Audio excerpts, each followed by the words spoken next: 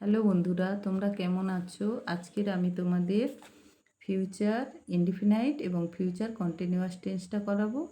আমার চ্যানেল যদি তোমাদের ভালো লাগে তাহলে লাইক করে সাবস্ক্রাইব করবে এবং বন্ধুদের কাছে শেয়ার করবে। চলো তাহলে ফিউচার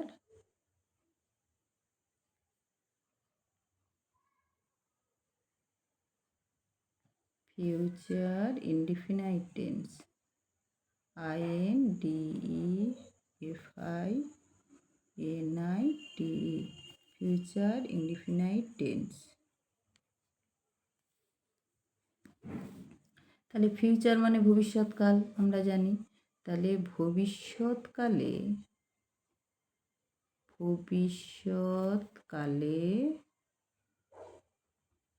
কোনো কাজ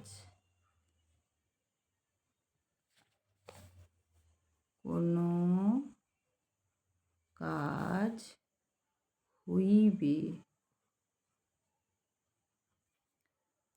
বা ঘটিবে।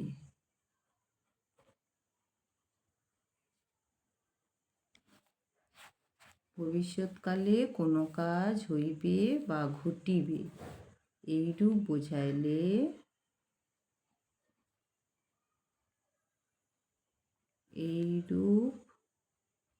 বোঝাইলে ভার্বের ফিউচার ইনডিফিনাইট টেন্স হয়।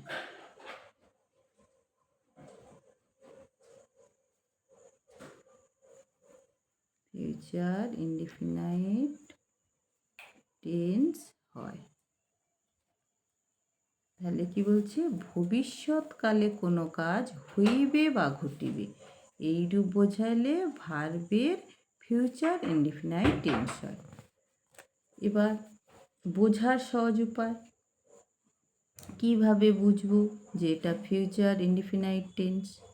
বোঝার সহজ উপায়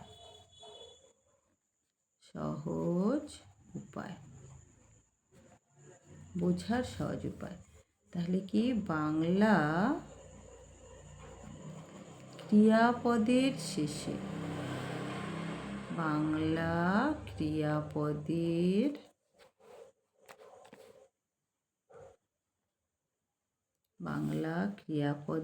শেষে কি থাকবে?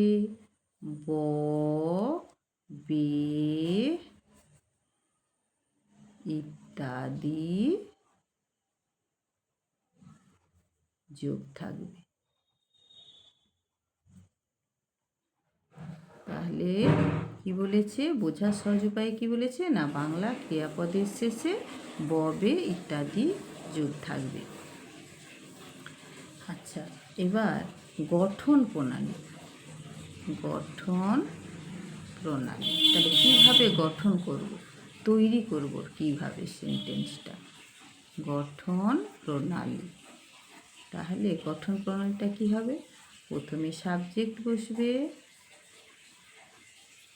সেটা তো আমরা প্রতিবারেই জানি। প্রথমে সাবজেক্ট, তারপরে কি বসবে? শ্যাল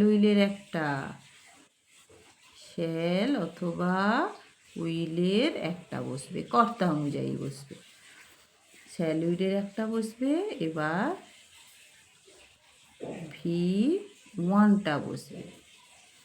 V1টা মানে ভার্বের 1 নম্বর ফর্মটা বসবে, প্রথমটা, প্রেজেন্ট যেটাকে বলা হয়। তারপরে আদার্স বসবে। তাহলে চলো একটা সেন্টেন্স গঠন করে দেখাই।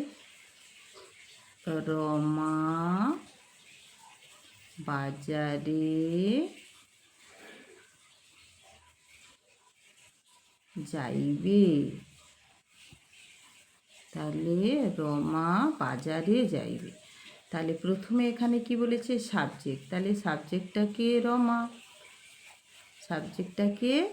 রমা, তাহলে লিখে নিলাম রমা। তারপরে কি বসবে? শ্যাল উইলের একটা। তাহলে রমার পাশে কি বসবে?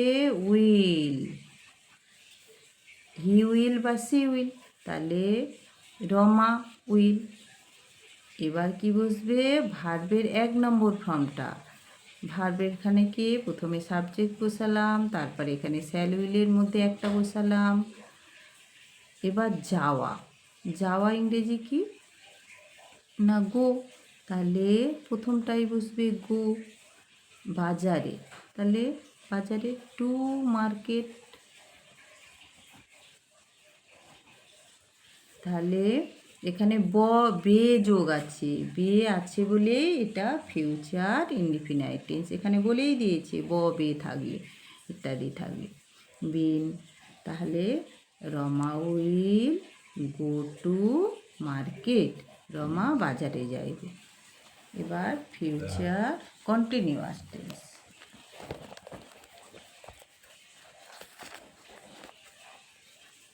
বা future continuous tense, FUTUR, future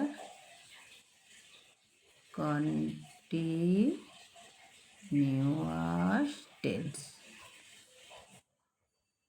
future continuous tense.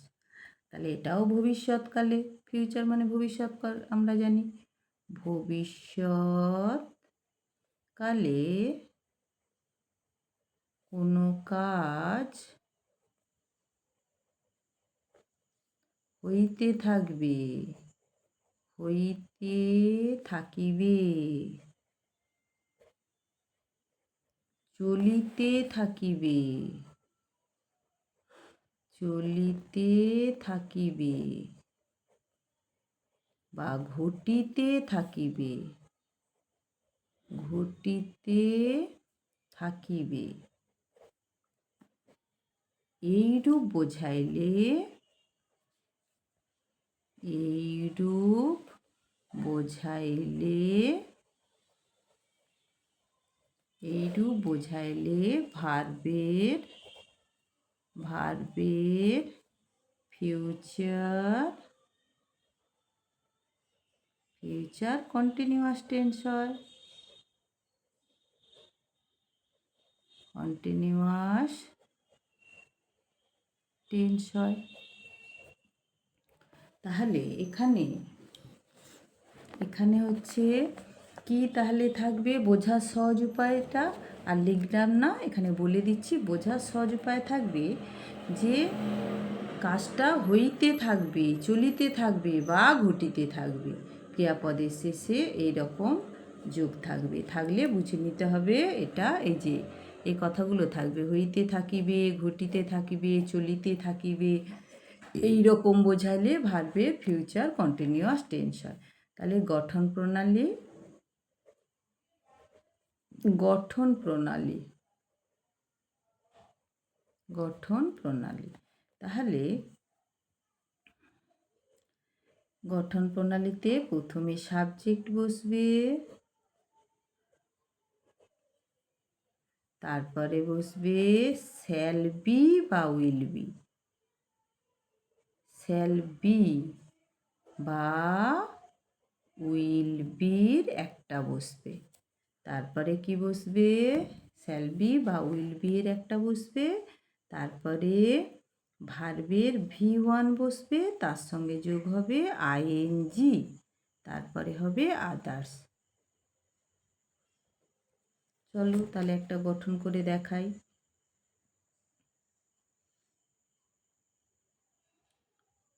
আচ্ছা, মিনি, মিনি বাজারে যাইতে থাকিবে, যাইতে থাকিবে।